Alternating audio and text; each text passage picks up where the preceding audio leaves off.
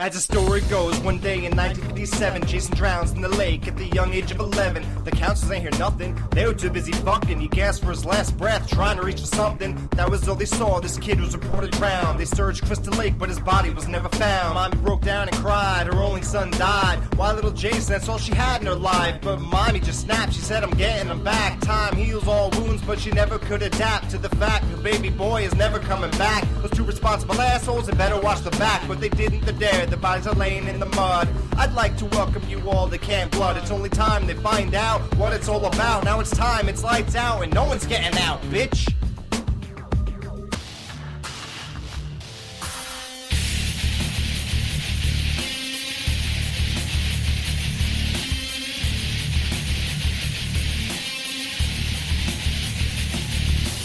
Welcome to Rabbit and Blue Radio with the Skeleton Crew, exclusively at horrorvid.com.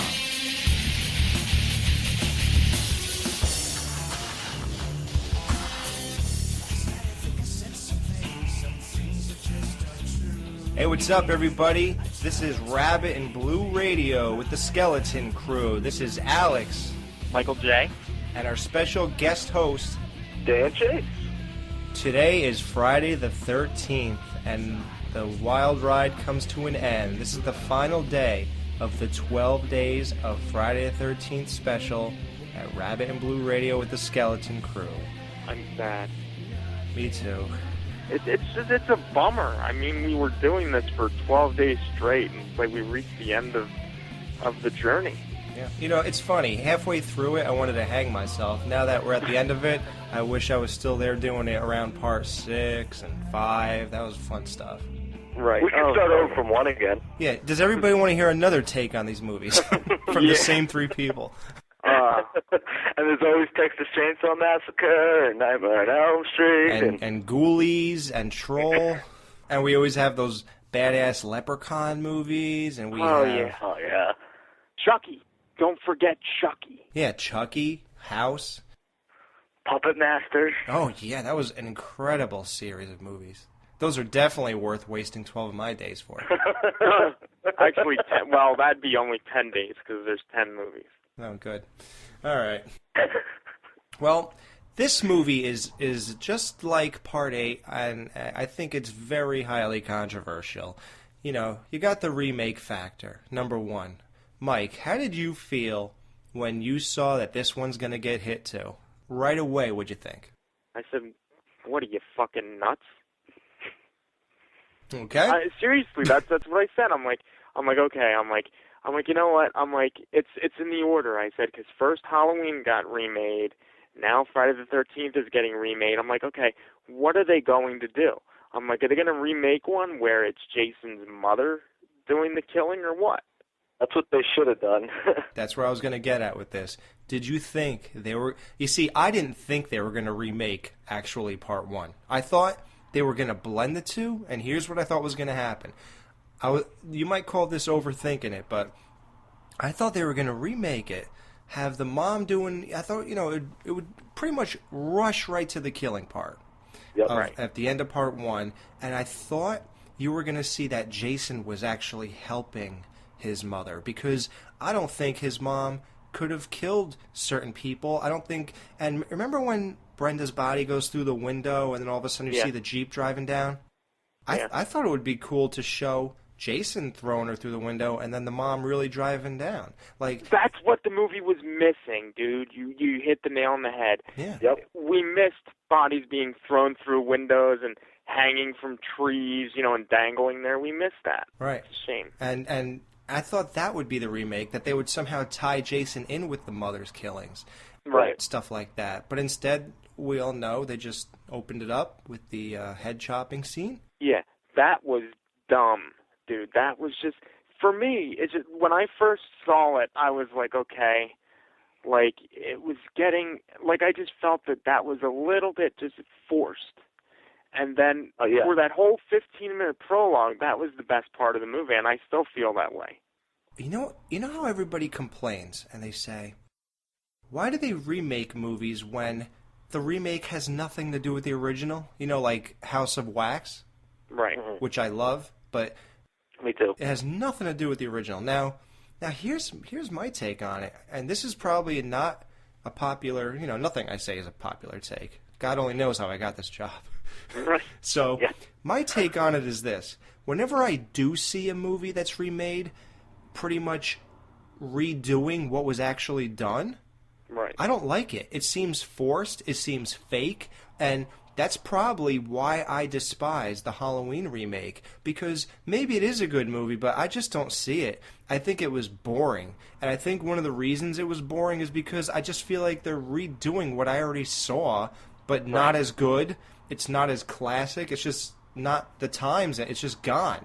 It just doesn't fit anymore. That's why it didn't work for me. And when I see a movie have a whole new kind of twist and reimagining of itself, it's interesting. It's like a new movie to me that they just use the old name. That's all. And that's all it was, dude. And I think that my main thing about this movie is I love this movie if you take out the fact that they're calling it a remake. As a Jason movie alone, it's fucking awesome. I agree. Now, you call it a remake, and it changes everybody's perception of it. Everybody's expecting one thing, and we talked about expectations with movies going in, getting one thing, and coming out, and it's totally different. So I just think that the movie itself was fucking awesome. I got no gripes with this, except, like you said, the beginning, where they had to throw in Jason's mother in there for 2 seconds, and it was just like you said, forced, and it didn't belong. When the acting was bad. You shouldn't have called it a remake. No. Yeah, well, you know what though? But why did they have? They didn't have to throw his mother in there anyway. What they could have done was they could have done something like they did in Part 2, where the movie opens at a campground and you see those teenagers or whatever, during the prologue of the movie, sitting around talking about the legend of Jason and explaining the mother getting her, decapitated. That would have been better. Like Paul. You don't need to see it because I'll tell you what. Whoever they got to play the mother, I forget her name. I believe it was Nana Visitor.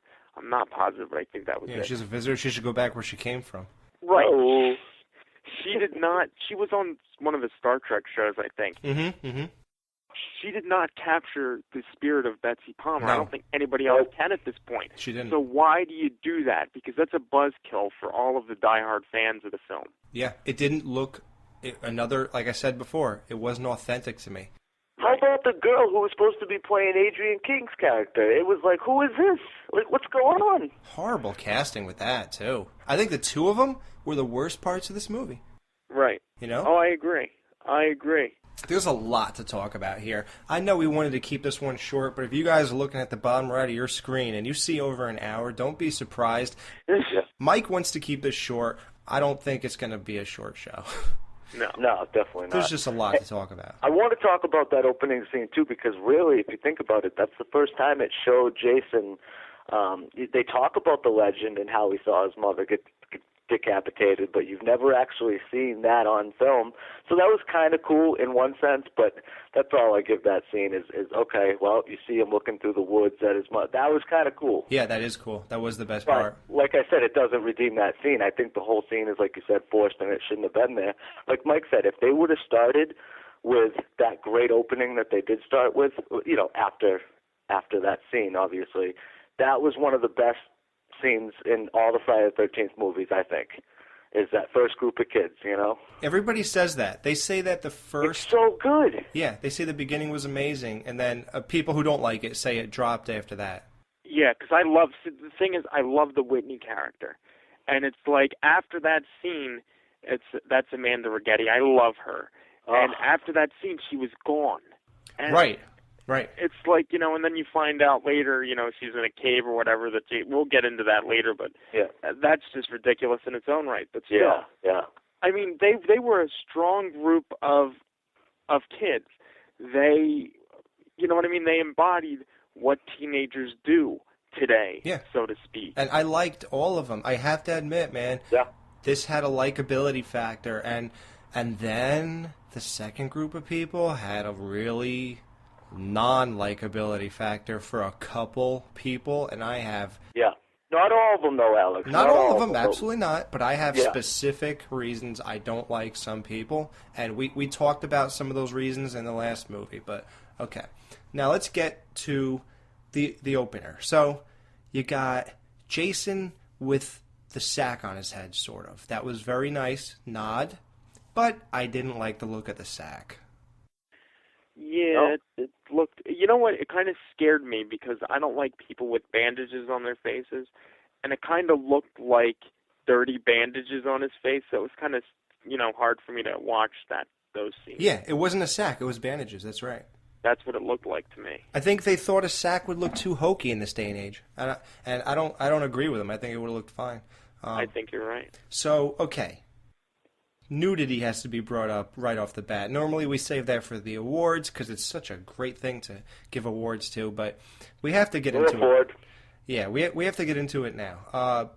Nudity in this movie, let's start with the first one. A lot of people feel that was very... America Olivia, whatever? Yeah. I met her, actually, at this hotel, but... Yeah, her boobs are too big. Oh, no, they're not.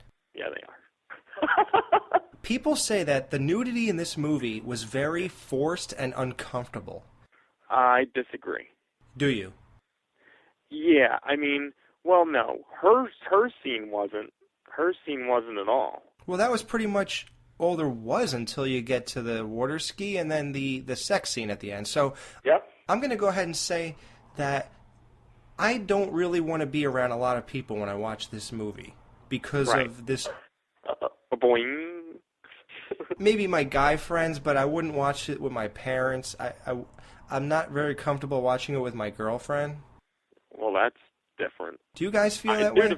No, if I had a girlfriend, I'd totally watch it with her because I figure, I'm gonna get some this evening. Yeah, it's gonna get her all hot and bothered. Yep. All right. So, what did you think of the new sleeping bag kill? I think that's a little.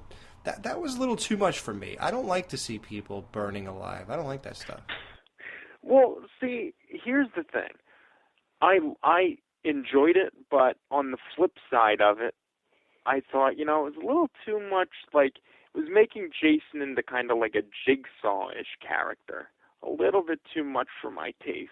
I thought it made Jason look like what they try to make Freddy look like in Freddy vs. Jason, like he is a sick guy who gets off on this stuff. Right, but Jason isn't, but that's not Jason.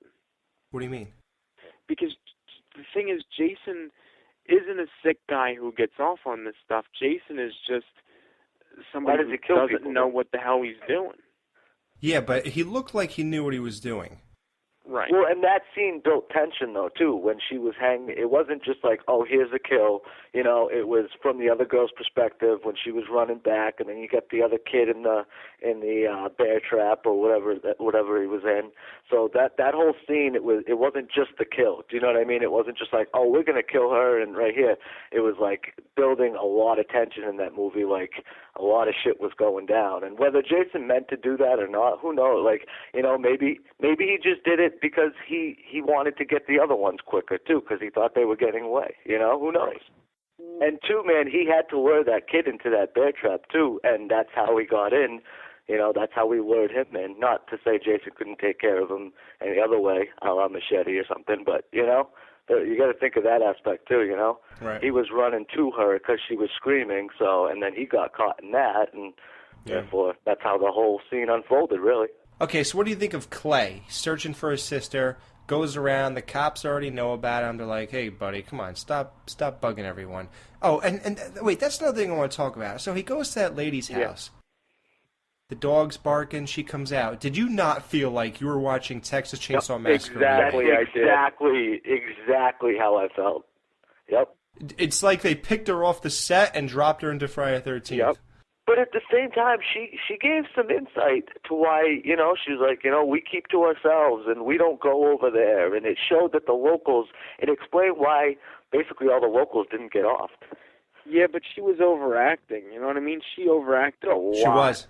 I agree, That's but true. It does explain something, like I said, that's never really been addressed in the series to why, like we said in part 4, why is Tommy Jarvis and all those people, why do they get to live on Crystal Lake and not get subjected to Jason's antics? And in this one, she kind of addressed it, not in like, I'm here just for this quick little thing here, but I think they did it pretty organically and said, we keep to ourselves and stuff like that. It made sense. I didn't love the scene, but it did make sense, you know? And I thought it was pretty cool.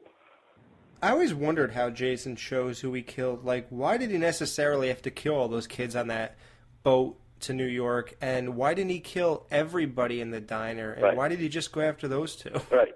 Exactly. That's a big what the F motive here. Yep. Right. All right. So, Clay, what did you think of... I like the thought character. Clay I thought it was was good. Clay was the Jarvis of this film. He tried to be. I don't think he succeeded. No, not exactly, but I thought he was a strong enough character. But see, here's the thing. I think they got their roles kind of crossed. I think they were trying to make Clay out to be that character, but it didn't work. I think Whitney was more of that character type, even though she was not seen for the majority of the film. Mm-hmm. Yep. I don't know. All right, Mike talked about Whitney being captured. Let's get into that. What do you guys think about the approach to, we're going to write a movie where Jason has this picture of his mother, and it looks like a random girl who unfortunately stepped foot on Camp Crystal Lake. What do you think of that angle?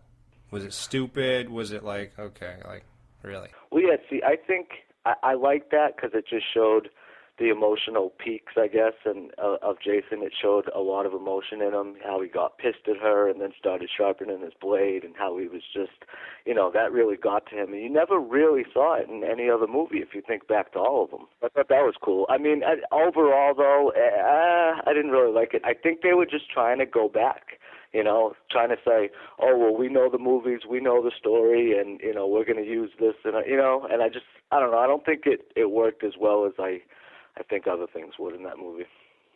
Yeah, I agree exactly with what you just said. It didn't work that well to me. And, you know, I guess what they were trying to do was further show his obsession with his mom. Right. What do you say? That's about it, right? Yeah, exactly. Yeah. All right.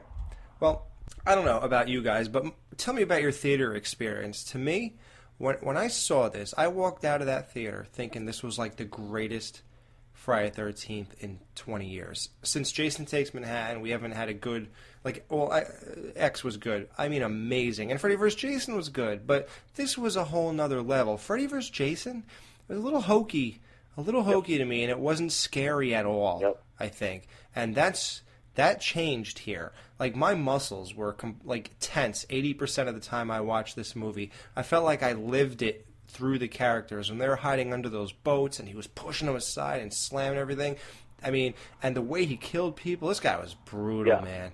He was he really reminded me a lot of Ted White, actually. Yeah. Oh, good. Hey, good reference, dude. You're right on that one, Alex. Yeah, just that brutal, like we said, the menacing Jason. Oh, he was back. A beast in this movie, dude. That's why I like it. You know, they didn't hold back. They kind of went all out on this. Yeah, the sound effects really carried this movie to another level. Like, regular scenes became amazing scares. The kills were just 500 times more brutal with, like, the loud, crazy noises and effects and the score. I'm just shocked that after the last 3 New Line movies that anybody complained about this.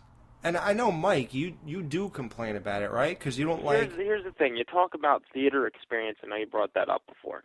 I went to see it on Friday the 13th. It's February 2009 when it came out.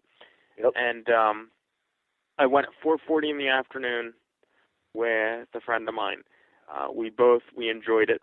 I thought that it was awesome. I liked it so much that I went to see it with another friend that night, which would have been midnight. So that would have been Saturday the 14th at midnight. So within 24 hours, I had seen the movie, less than 24 hours. I saw the movie twice.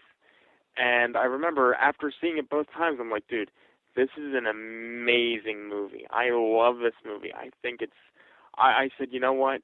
This is how they need to make, remake movies, because this was really good. Right. Did your mind change after you saw it a few more times, or was that when you got it home? Yeah, when the Blu-ray came out, I picked it up and I watched it, and I'm like, it's good, And then I watched it again, and I'm like, it's good. But then the lines, like, there were certain parts that really started to get to me, like the thing with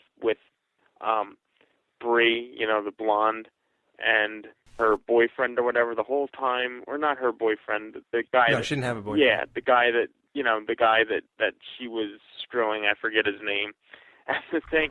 Trent. Yeah, Trent. That's it. Where he's like, oh, that's perfect nipple placement. Perfect nipple placement. I'm like, you know what? Yeah, your tits are stupendous. Yeah.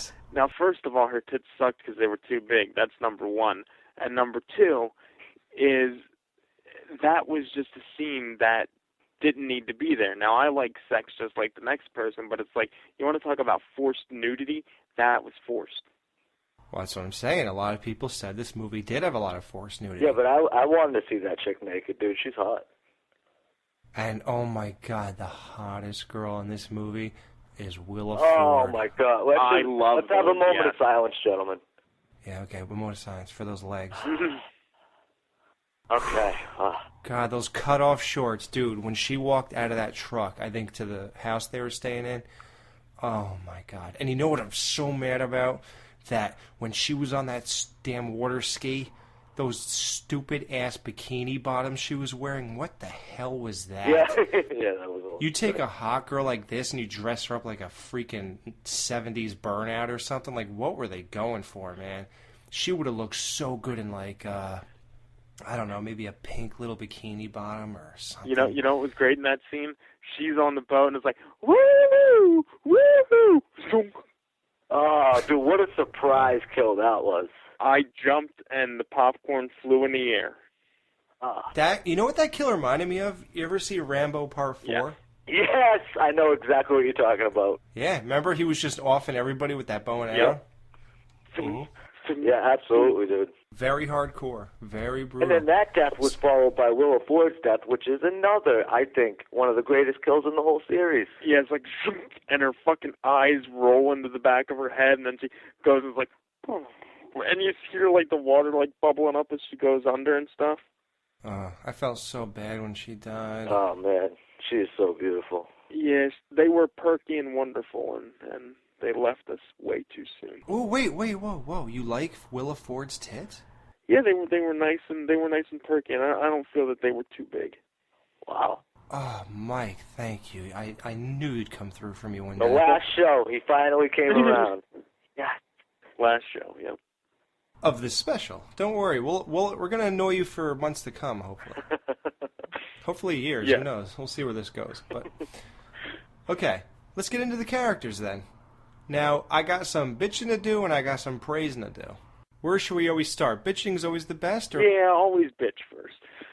Bitch first. Okay, I got a problem with Lawrence, the black guy in the movie. Okay. Or which some people would refer to as the token black guy in the movie. Yeah. And that's what he was. You couldn't get more token. The fact his character was written to the point of insulting black people, if you ask me. Like what? What is it, rap? Oh, what, I can't listen to Green Day? Like, come on. Yeah, like he's mentioning his race in every scene. Yeah. Oh, what? You want me to pump gas because I'm the only black guy here? Like, that movie, represented black people as if all they think about is that they're black. Yeah, that wasn't cool. And another thing is, his kill was, I mean, come on. First of all, like the whole thing using as a decoy when he gets in the back with the axe and all that stuff. Although I was hoping for him to die at that time because he just annoyed me on some level. So that was cool. It's weird. Friday the 13th movies are kind of racist in a weird way. Oh, very much so. You know the old like racist joke that black people can't swim and stuff? Yeah. Did you notice that instead of really killing him, Jason just threw Julius in the water in Part 8? Oh, yeah, that's true. Like, he figured, well, he can't swim, so let me just throw him in the water instead of, like, cutting his throat. Yeah, but maybe he could swim.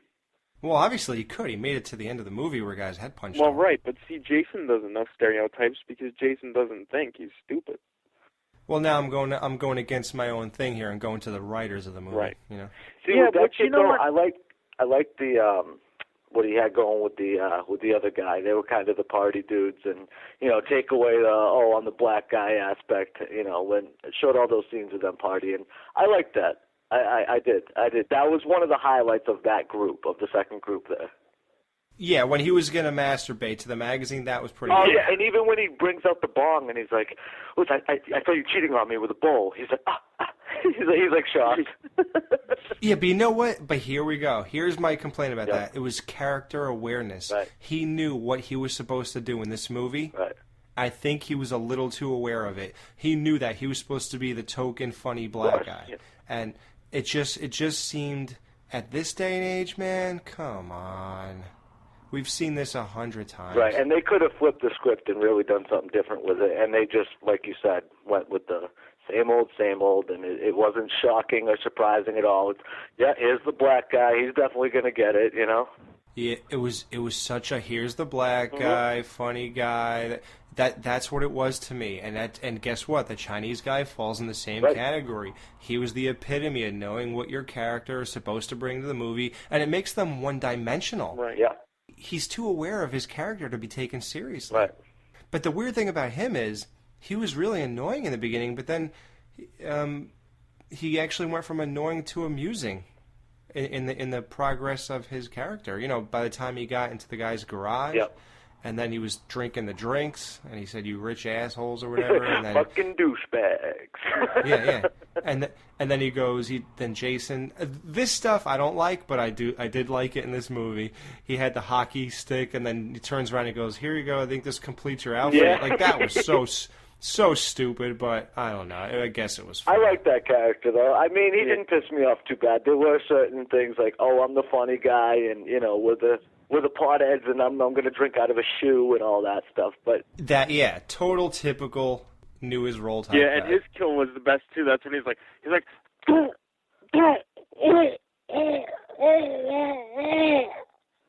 oh my God, with the sound effects, this Mike, do you need a minute? no, I'm just saying. I like it because he's like, and then you like see it go through, and he's like, and then his like throat fills with blood, and you could tell like he's like gonna choke on his own blood and die. The blood's curdling in his Yeah, throat. but I gotta say, the black guy did go out there to go get his friend, and that's why I like that friend dynamic with them, with that group, because, you know... That was cool. You know, and I know it's not, like, groundbreaking stuff here, but it's nice to have stuff like that in a movie like this, because, you know, like I said, I love this movie, but there are certain things which I wish, you know, would have been done different, but overall, stuff like that, it made it a good movie, man. It could have been a lot worse, I think. Dude, it was a very good movie for what it was. Think of the bad remakes. Yeah. You know, at one point, I was so bitter about people who didn't like this movie. I was such I felt like a protester or something for people who hated it. And at one point, I felt to myself, like, dude, if you don't like this movie, I really suggest you sit in your bedroom and relive the 80s for the rest of your life and never open up or waste any money going to anything new. And those are the same people, Alex, that are like, oh, you know, Jason runs in this movie, Jason doesn't run. That's Dude, those people, go exactly. back and watch a movie or two. Are you fucking retarded? Are you stupid?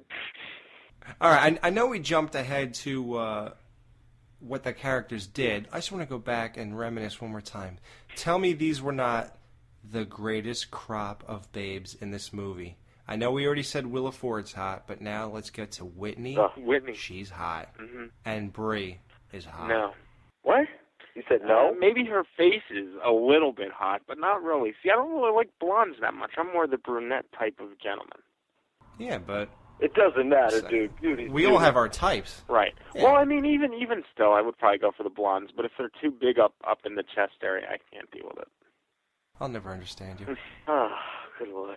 Okay. Definitely best crop, though, Alex, by far. Every girl, and then, you know, Whitney, too, you know, she wasn't even supposed to be the sexy girl or anything. She was basically the main character, and oh my God, beautiful. Some people say unrealistically hot, but you know what? We're watching a horror movie. I want to have a good time. I want to see hot chicks.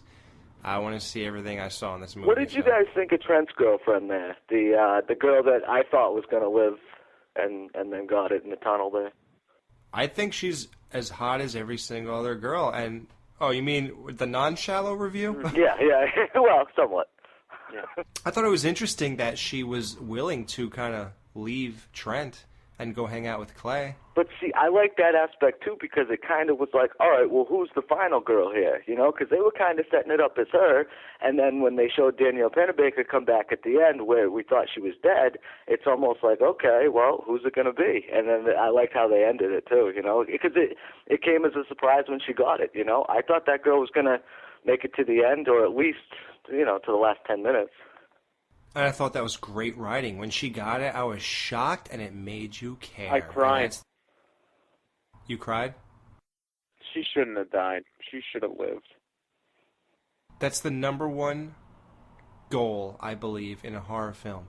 You have to care when they die. Yep. What's the point otherwise? Or just put Willa Ford on screen. Or you could just do that, too. And I cared that she died for other reasons. Yeah, exactly. Yeah. But I don't know. I feel this movie was the perfect addition of a classic icon into a modern-day horror movie. Yep. Well said. You know? Right. So It definitely revived a dead franchise since 1989. And Freddy, you know, people will argue, Freddy, what are you talking about? Freddy versus Jason. I don't know. I don't think that revived this as much as this movie. I don't know. It was like we said on the last show. I think that movie's its own thing, and this kind of goes back to form where it's a Friday the 13th movie, and it doesn't continue obviously from the last one or anything, but there was a lot of continuity things in there. Whether they decided to keep things or address it in a different way, like how he got his mask, and you know that was all different in this movie, but at least they still addressed it all, you know. Mm-hmm. And but I hated how he that found hit the guy too. The guy who found the bushel of weed. I'm talking about the guy who's like, "Hey, you want to buy some weed? I got a whole bushel out back." Oh yeah, that guy. I kind of hate him. I just don't like the way that Jason got the mask from him in general. Like, it's just weird. Like, how would Jason even know to look there for a mask? Does he have ESP or something? He found it. It showed him like he just kind of saw it and he picked it up from there. Right, but why would he look there though? That's my question. Why not? He's looking around the room.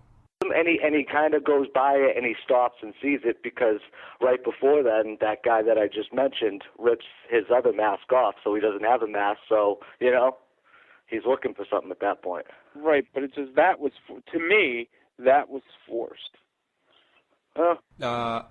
So you can't. Yeah, I can see what you're saying. I think it has to be addressed though. How does he get the mask? Like, what does he just get it from no? You know what I mean? Like, how you got to do it organically. Well, somehow. no. You know what I would have done? Here's what I would have done. I would have taken a page from Friday the 13th Part 3, and I would have showed the hick with the mask, and then have him get killed off screen, and then have Jason appear with the mask, kind of like in the third one. No, I'll tell you why. Because Part 3, when he got his mask, it didn't feel like an iconic moment. And you might say, yes, it did, because you already waited for that moment to come. In reality, it didn't. For those people sitting there, it didn't feel iconic. But when he killed that kid, I guess, and then he looked down and put that mask on, it felt like an iconic moment. And whether you could say it was forced, I understand what you mean, but it was a moment in the movie, though. And you didn't have that in Part 3. He just walked out. He already had it on, and you didn't know he was putting it on. And like I know you say, you know, like you got to do it in some way. But I just think that throughout the storytelling, like I didn't love the way they did it, but I did feel like it was authentic. I felt like, you know, that made sense in that movie. Like that guy was a local, you know, and Jason had been there before stealing the kerosene. Like he knew that layout before. He had been there before. It just seems organic that he would find the mask there, as opposed to grab it from a bunch of kids partying and they just happen to have a hockey mask or something. I just think it fits better. I really do. Right. Yeah, it does. It fits better.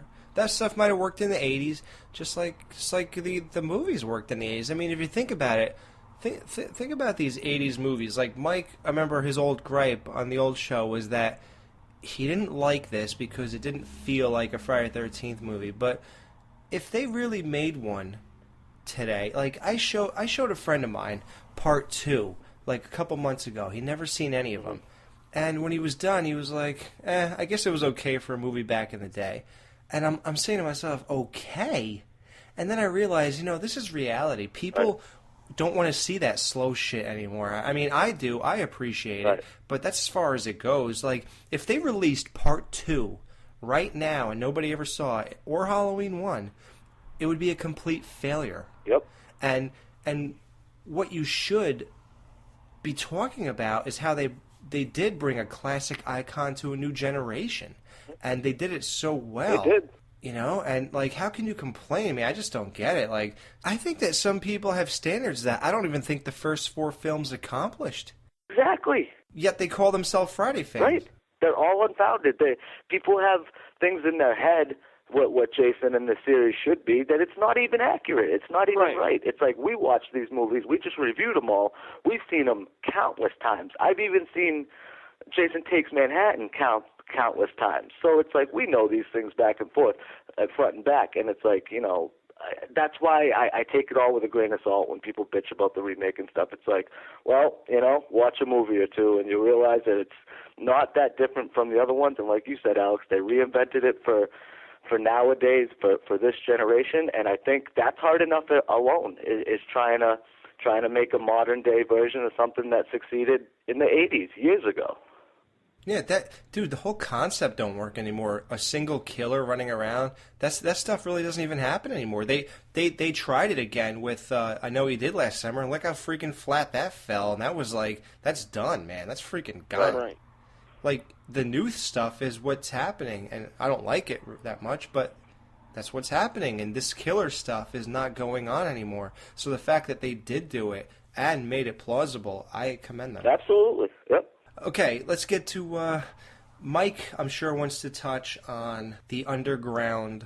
What do you want to call it? The tunnels, which is the dumbest friggin' thing. What were they? Mine tunnels? I don't know. No, I think Jason dug them. What? It would have taken them years. Yeah, that's exactly. That's what I think happened. I think they're trying to allude to the fact that Jason dug those tunnels. I didn't get that. But if he loves his mother so much and all this stuff, and he's taken all this time to dig those tunnels, why would his house, his old house, and all the belongings up there have maggots all over him, like he doesn't care, and then he has enough, he has enough inside of him to care about building tunnels? It just doesn't make sense. Yeah, he could have taken that time to sweep up his old place. Yeah, but he doesn't care about that. He only cares about getting revenge and vengeance, and that's why he digs the tunnels, because he knows that will lead to his vengeance. Okay. Huh. That's interesting. All right, so you have nothing more to really say about the tunnels, they're stupid. And like I said, it made you think that Jason was a thinker, and Jason doesn't think. Jason is a killing machine. Jason, in the first 15 minutes of the movie, is a killing machine. He's a savage beast, like you guys said. And just the thing is, with the tunnels, that just shows that he's like cold and calculating, and he's not a savage beast. He's a cold and calculating thinking being, which is not Jason. It's not him. And they did make a conscious decision to do that throughout the whole movie, make him smarter and all that stuff. You know what, though? Do you think it would have worked if he was a mongoloid, if he was retarded, if he was dumb? Yes. I don't think it would have. Well, I mean... No, not no more. No. I really don't. I don't think it would have worked, especially in this movie and how everything played out. It definitely would have worked. You have to be somewhat smart and know your surroundings and all that stuff to have the upper hand. You have to, That's just... And let me tell you something, it adds a dynamic. It makes it like Jason's completely capable of killing people, and he's very good and smart, so now it adds a fear factor. Now, these guys, you better watch out. This guy will freaking kill you, and he'll get you. He's smart. He has things where if you walk on it, he'll hear a bell ring and all that stuff. That's right. I forgot about that. It raises the stakes, and that's good. That's what you need. You already had the dummy guy in the first 8 movies. This is a new time. People want... I'll give you the perfect analogy. You got zombies like, brains, and they're walking around 1 mile an hour. It doesn't work anymore because now you think, in the 80s, I guess, I don't know, but now we're like, well, we'll just run around them. Kids think differently today. So you have a dummy mongoloid who's just kind of doing his thing in the 80s. That's not going to work. Now I want someone who's smarter than me trying to kill me. Now I'm afraid. Right. What'd you think of all the nods to the original movies, like the wheelchair on the wall, and I guess that's it. Okay, never mind. Skip that. Yeah. I didn't think there was any nods to the original movies, really. We're gonna get a cricket drop. Yeah, exactly. Dude, you gotta, dude, you gotta see if you can put that in there where it's like, what about the nods to the original movies and then put crickets? You really should do that, dude. That'd be funny as shit. I think I do have a cricket job. Oh, yeah. What'd you think of all the nods to the original movies, like the wheelchair on the wall?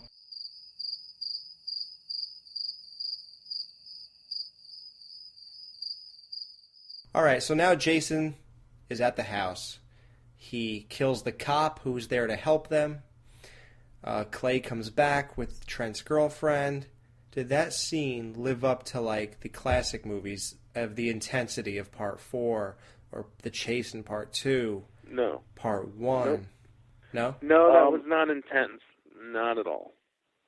Yeah, it could have been a little more iconic, I think, but it did. It was good with Roger Bart as the cop. I love him in Hostel too. He kind of owns that whole movie. If anybody enjoys that movie, so when I saw him, I thought, okay, obviously he's going to get it at some point, but I didn't think he was going to get it the second he fucking rolled up to the house. You know, Jason just jumps down and boom, you're done.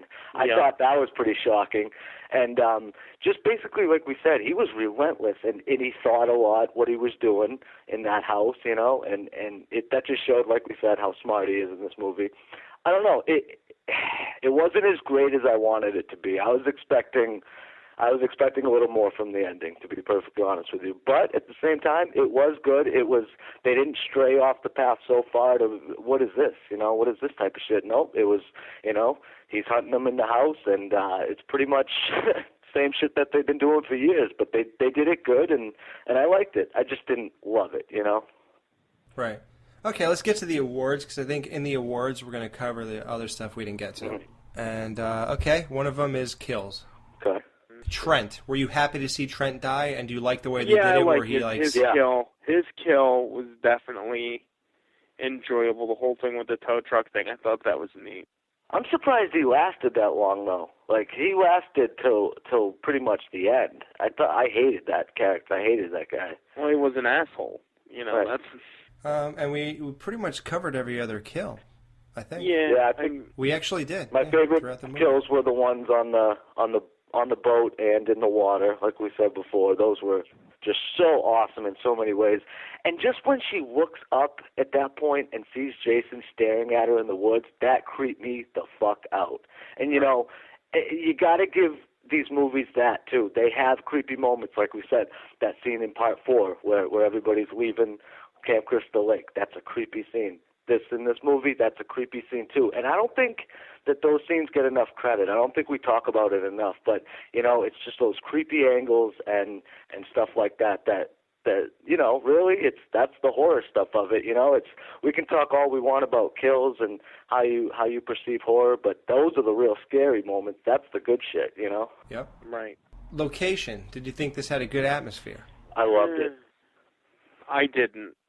I loved the atmosphere in this movie. I think they did the lake perfectly. You know, they brought it out to the dock at the end. They did everything they should have with a quote unquote Camp Crystal Lake or Camp Blood or whatever the hell you want to call it.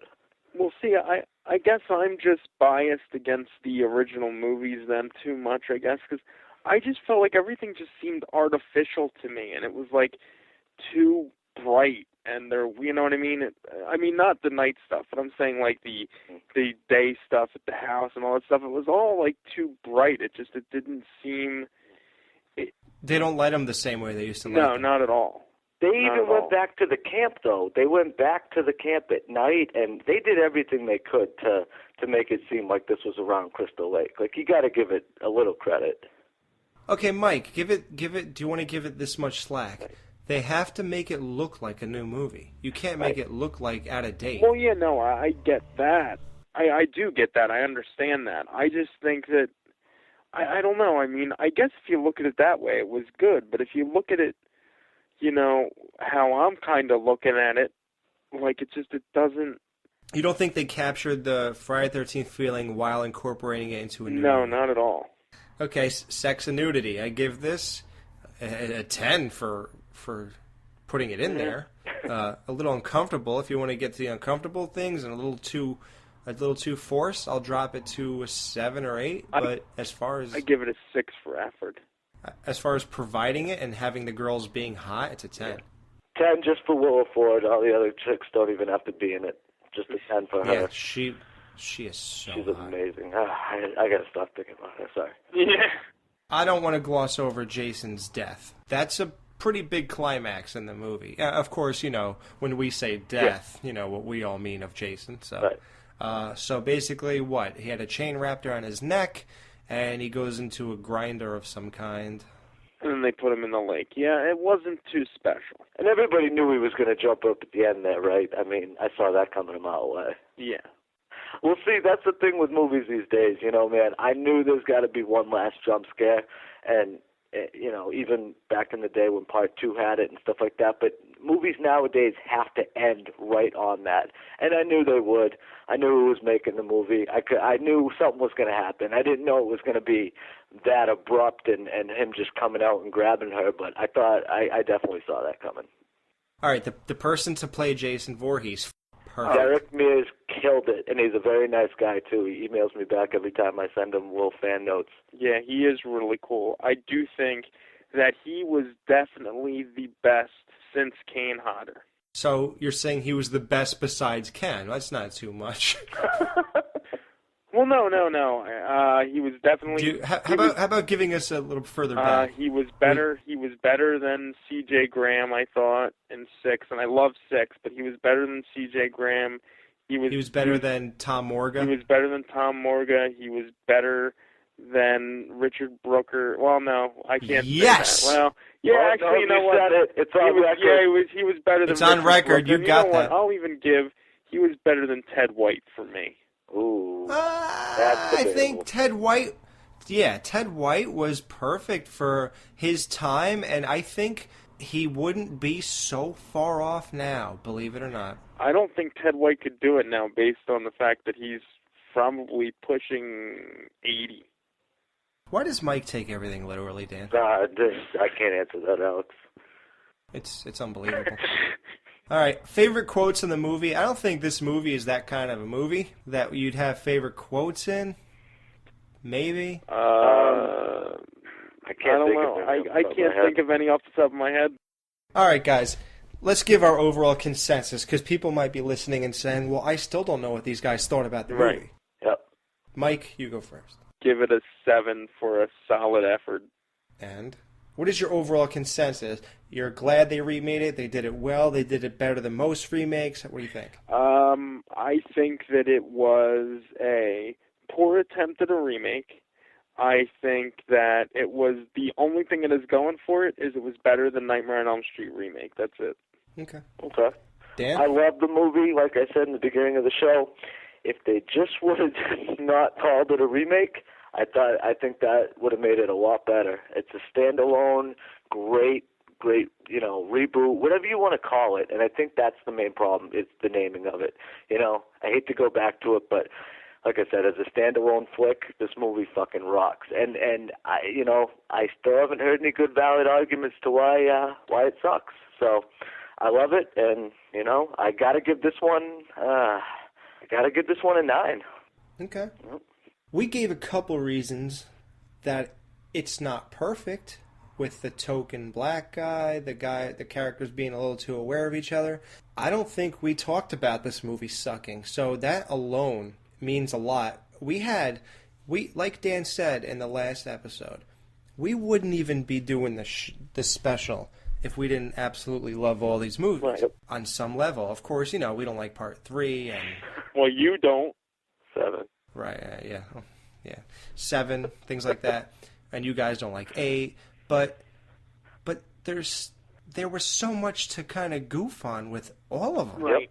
I didn't have much material to work with here. That means it was pretty Yeah, and I think too, Alex, even when we're going through this, we're just kind of looking for stuff, On initial view, I'd say this movie's fucking great, hands down, and then you watch it again and again, and then you start to pick stuff apart and realize certain things like, okay, well, that doesn't make 100% sense, but you can't just take those little instances in the movies and write the whole movie off in general and say, no, it sucked, fucking, oh, he got his mask from this way, fuck this movie. And whoever does say that is just beyond delusional. You got to look at the movie as a whole, what effect it had on horror today, or 2009 when it came out, and just overall relevance. And you got to look at the whole spectrum of it. And in that sense, this movie fucking kicked ass. It did. And I'm going to compare it to the other remakes. Uh-oh. It's 1,000 times better than Halloween. Disagree. It's 1 billion times better than Nightmare on Elm Street. Totally. It's right up there with Texas Chainsaw Massacre. No, I totally agree I with actually think it's definitely right up there with Texas Chainsaw Massacre, but it's not better than it, but it's up there. Yeah, that's what I said. Yep. Yeah, overall, man, this movie rocked. I mean, like I said, you can't really find anything too horrible and say, oh, okay, I'm walking out of the theater type of shit like, some people said they did, or some people may react, or, oh, I hate this movie because, I love Jason's running. And I just, like I said, I haven't heard a valid argument yet. And honestly, we want people to post and tell us how you feel. If you have a solid argument, let us know and we'll address it. And we're wrong a lot of the times. I'm not. We always admit when we're wrong. And that's part of it. Well, I haven't. Technically, I haven't been wrong yet. Let's get the playback button. The only thing I don't like about this movie is Owen Wilson being in the movie and being the guy who's dating Willa Ford. I just don't see that believable. Fucking Owen Wilson. Yeah. Wasn't that? Oh, that wasn't Owen Wilson? It looked like him, though, but it wasn't. Oh, that's strange. Okay. Well, I rate this movie for what it is, for what it attempted, and for its competition. I give it a 9. Yep. That's how good it was compared to what is out there. Me too, sir. Like the old analogy, you rate the girls by where you are. If you're at work, she's hotter than she would be outside. And for what this is, 9 in the cubicle, 3 in the club. Yep. Well, there you have it. That was our 12 days of Friday the 13th. That's right. We hope you enjoyed our return back to Horror Bid, and we have a big show for you. An awesome interview with Adam Green, director of Hatchet, Frozen, and the star and producer of the new comedy/horror sitcom on FearNet. So, this is Alex. Michael J. That's it. We'll see you then.